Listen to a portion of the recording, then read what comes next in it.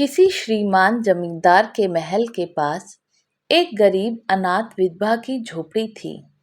जमींदार साहब को अपने महल का अहाता उस झोपड़ी तक बढ़ाने की इच्छा हुई।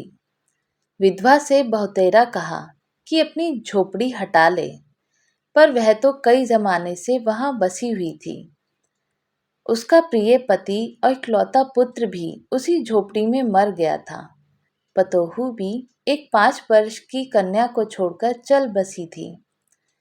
अब यही उसकी पोती उस वृद्धा काल में एकमात्र आधार थी। जब उसे अपनी पूर्व स्थिति की याद आ जाती तो मारे दुख के फूट फूट कर रोने लगती थी। और जब से उसने अपने श्रीमान पड़ोसी की इच्छा का हाल सुना, तब से वह मृतप्राय हो गई थी। उस झोपड़ी में उसका मन लग गया था कि बिना मरे वहां से वह निकलना नहीं चाहती थी। श्रीमान के सब प्रयत्न निष्फल हुए। तब वे अपनी जमींदारी चाल चलने लगे। बाल की खाल निकालने वाले वकीलों की थैली गरम कर उन्होंने अदालत से झोपड़ी पर अपना कब्जा करा लिया और विधवा को वहां से निकाल दिया। बेचारी अनाथ तो थी ही, पास पड़ोस में कहीं जाकर रहने लगी। एक दिन श्रीमान उस झोपड़ी के आसपास टहल रहे थे और लोगों को काम बतला रहे थे कि वह विधवा हाथ में एक टोकरी लेकर वहां पहुंची।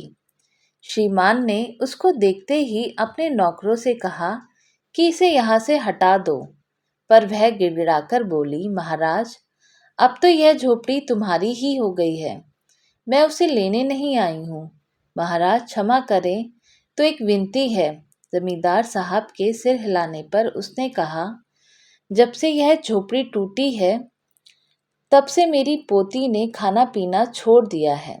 मैंने बहुत कुछ समझाया, पर वह एक नहीं मानती। यही कहा करती है कि अपने घर चल, वहीं रोटी खाऊंगी। अब मैंने यह सोचा कि इस झोपड़ी में से एक टोकरी भर मिट्टी लेकर उसी का चूल्हा बनाकर रोटी पकाऊंगी। इससे भरोसा है कि वह रोटी खाने लगेगी। महाराज, कृपा करके आज्ञा दीजिए तो इस टोकरी में मिट्टी ले आऊं। श्रीमान ने आज्ञा दे दी। विधवा झोपड़ी के भीतर गई। वहां जाते ही उसे पुरानी बातों का स्मरण हुआ और उसकी आंखों से आंसू की धारा बहने लगी। अपने आंतरिक दुख को किसी तरह संभालकर उसने अपनी टोकरी मिट्टी से भर ली और हाथ से उठाकर बाहर ले आई।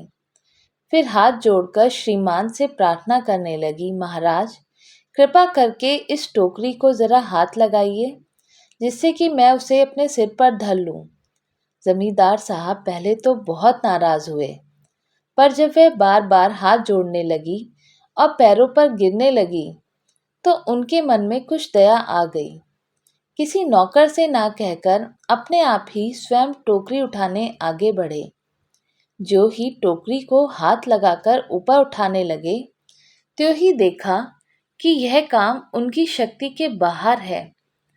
फिर तो उन्होंने अपनी सब ताकत लगाकर टोकरी को उठाना चाहा, पर जिस स्थान पर टोकरी रखी थी वहां से वह एक हाथ भी ऊंची ना हुई।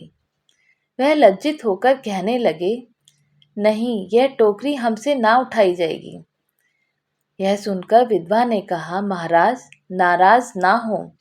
आपसे एक टोकरी भर मिट्टी नहीं उठाई जाती और इस झोपड़ी में तो हजारों टोकरियां मिट्टी भरी हैं। उसका भार आप जन भर उठा सकेंगे? आप ही इस बात पर विचार कीजिए।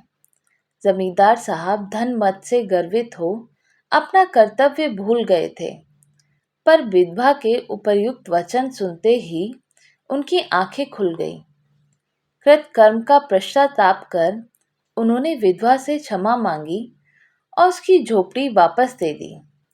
तो दोस्तों, आपको ये कहानी कैसी लगी हमें कमेंट करके बताइएगा। चैनल पर नए हो तो सब्सक्राइब ज़रूर कीजिएगा, बेल आइकन भी दबाइएगा।